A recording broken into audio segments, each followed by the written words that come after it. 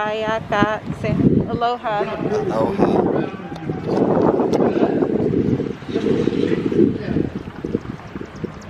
So we're here where George Floyd died.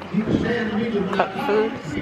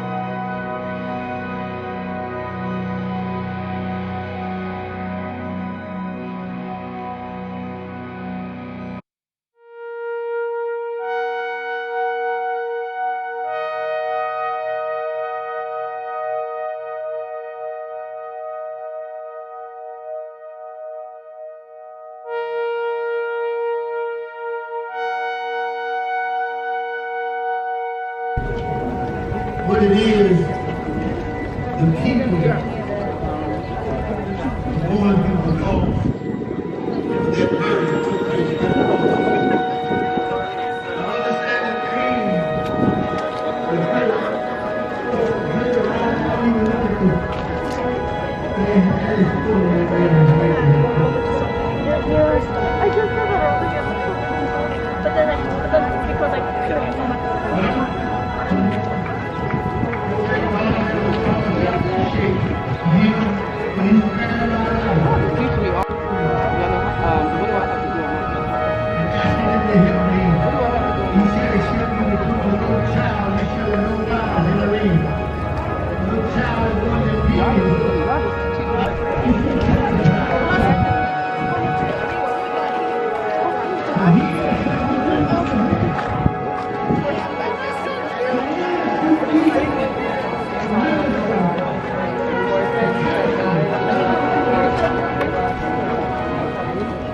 Look down the path of time but he see a time that he's going to draw you to him like he did me. And he's going to use you as a pattern to others. He wants your life to other folks to know that God has not lost power. God has not lost power.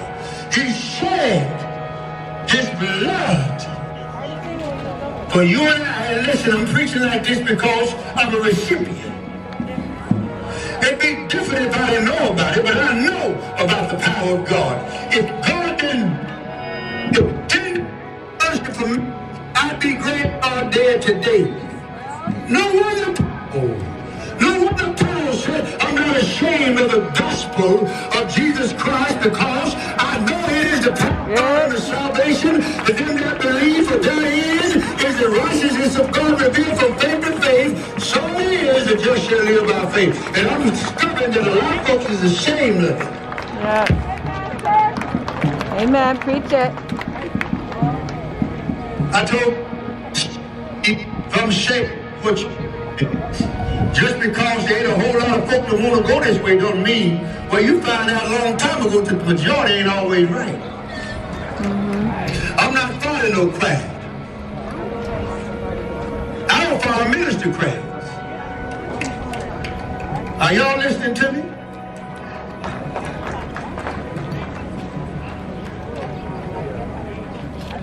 When he went to his ministers, he said, follow me. And that's what I've been trying my best to do, is follow him.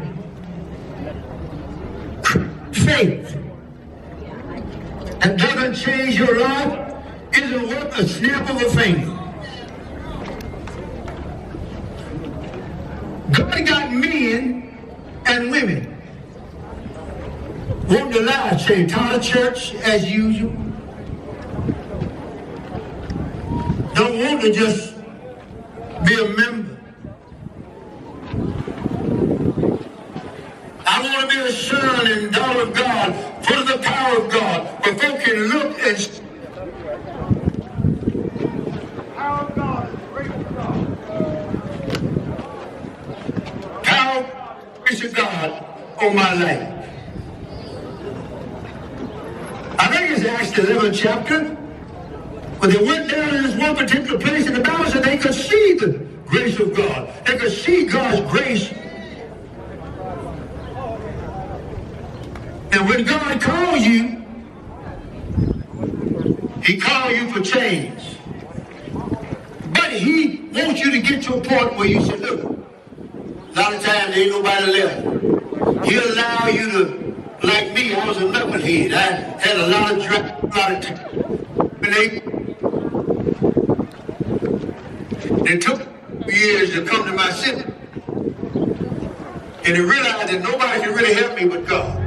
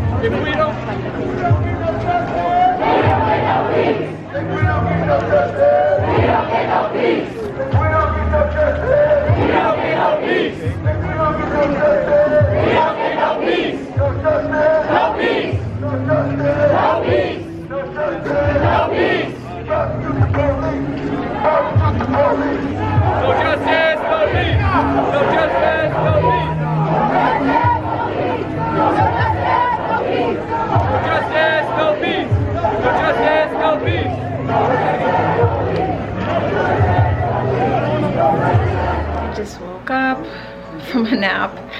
I was very exhausted, but after going down to where Cup Foods is, where George Floyd was murdered, it was really such a good experience, and I thought it would be an experience where, like, I have very high anxiety and I don't do very good in crowds, and this was okay. Like, I thought I was going to be scared. Like, I was scared to go down there, but it was more than that. You know, it was such a peaceful environment, you know, and there was a church right across the street that I, you know, showed on here, and I was able to get a second word in because I went to church earlier today. So it was just a really good experience, but it also was so moving. You know, it sets things into a different mindset. I wish everyone could experience what I experienced, and it breaks my heart just being there. It was very emotional, but it was also empowering, people uniting peacefully, you know, and it's just something I can't explain to you, the experience that I've had there. My shirt. That's right, God made me different. This is by Lecrae.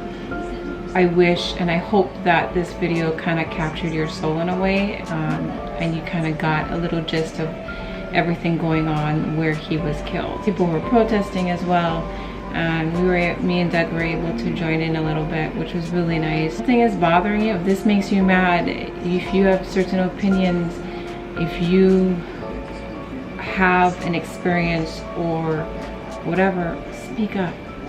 You gotta speak up. Gee, I wonder where Lana is. Where is Lana? Where is Lana? I don't know. I don't know. Where is she today? I don't know. Lana Mele. Lana Mele. Lana. Baby girl. What are you doing? You look creepy down there. So yeah, we're just at home. I'm doing laundry right now. Oh, I have to set my alarm.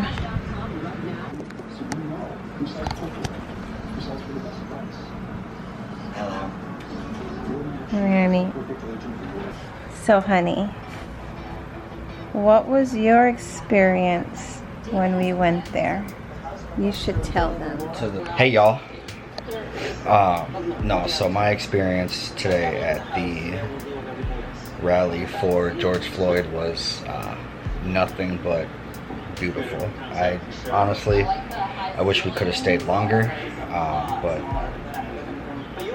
we couldn't.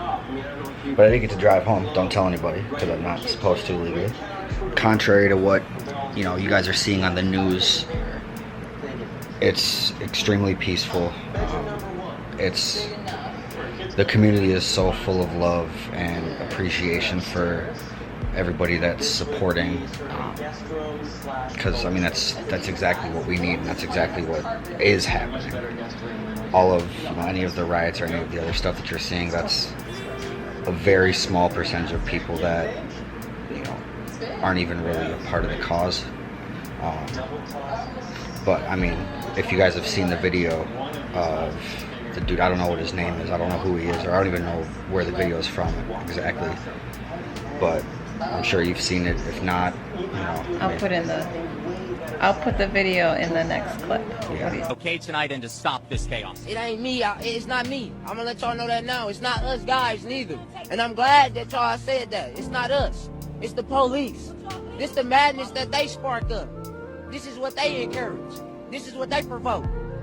This is what you get out of you taking a loved one from someone. This is what you get. You get a lot of people that's hurt, and they can't vent the right way. They can no longer depend on the police to be here to protect us like they say they gonna do. So this is what you get. And no, it's not gonna end today. I can't tell you it's gonna end tomorrow. I don't know when it's gonna end. But it's for y'all to start. We're not the ones that's killing us. Y'all killing us. We can't make a change if y'all don't change. Yeah, so literally he says, this is what y'all get. And, you know, I mean, these are things that I've understood since a very young age. You know, I've had in middle school, like 6th grade, maybe even elementary school, I'm not sure. I've had many of my black friends who didn't know each other all telling me the same stories. So that kind of made me realize, like, hey, maybe I should listen to what they're saying and see what the experience is. Obviously, I can't and won't ever fully understand the perspective, but you know, I can do my best to try to figure it out. And I think up to this point, now that I'm 31, you know, noticing and witnessing these things for 20 years, I've gotten a pretty good conclusion that, you know, my black friends aren't exaggerating when they talk about these things. And the music that we all listen to, if you listen to the lyrics, it's telling the same story. You know, like this, it's not people trying to get attention. Like it's facts. So, you know, you see these things. I mean, I saw something earlier. The SpaceX shuttle took less time to launch than the former officer, whose name doesn't even deserve to be mentioned, had his knee on George Floyd's neck. You know, that's a crazy perspective if you think about it. But through all this, you know, the community is very strong and very together. You know, despite what you might see in some of the media news stories, despite what you might see on social media with people arguing about, you know, this or that, all lives matter, you know, there's good cop, whatever it may be. Like, it's not important. What's important is this man lost his life senselessly for absolutely no reason whatsoever. Again, you know. And I mean, if you look at Minnesota, you know, Jamar Clark, Philando Castile, that was a huge one. You know, and at those times, the community knew that there wasn't going to be justice. And then as soon as Justine Damon, as soon as she got shot and killed by a black police officer, there's no video evidence whatsoever. Everybody knew that cop was going to jail. You know, and I mean, you guys can look it up. You know, look up Jamar Clark, look up Philando Castile, watch the video of Philando Castile, because it's going to break your heart. You know, read the story about Muhammad Noor, the police officer, and Justine Damon, and then look into this. You know, it's clear as day what's going on, and you know, it's almost like at this point, if you can't see it, then you don't want to see it. You know, it's that simple. You're refusing to look at what's right in front of you if you're not seeing it, if you don't get it. And also too, like, with everything going on, like, children are seeing this, and you know, now parents have to talk to, or always had to talk to, their kids, especially the black young boys, about how things are going to be when you grow up, or even now. Like, people are not going to accept you because of your skin color, so you just need to be on your guard. You need to do this when you see a cop. You need to say this. So, like, Doug has a son, and that's my stepson, and we have to talk to him now about being black, being half black. Like that, you shouldn't have to talk to your children about that kind of stuff. You should just let people just live. But no, we have to talk to our child and tell him, hey, you can't be doing this because of this, and this is what's happening in the world. And the fact that we have to say that to a child that's not even a teenager yet is really sad, but we have to, because that's our job. So it's just something that needs to be done, and it's a huge thing that we need to do for our children, because if our children have to deal with this again, I can't imagine where that time is going to be, because it's going to be far worse. And I mean, you know, to go off of what she's saying, obviously, you know, my son's mom is black. You know, and I just spoke with her, and she regrets not having this conversation with him sooner. You know, but I was explaining to her, like, the four of us are gonna be working together very strongly to get the message across to our son about being black in America. And it's a very hard conversation to have, but it's a conversation that's necessary. So for any of you that are watching, you need to talk to your white children about all this. You need to explain this to them so that they know what they can do to prevent this from happening again in the future. I mean, we all know it's going to happen, but we need to prevent it. But we need to prevent it. So.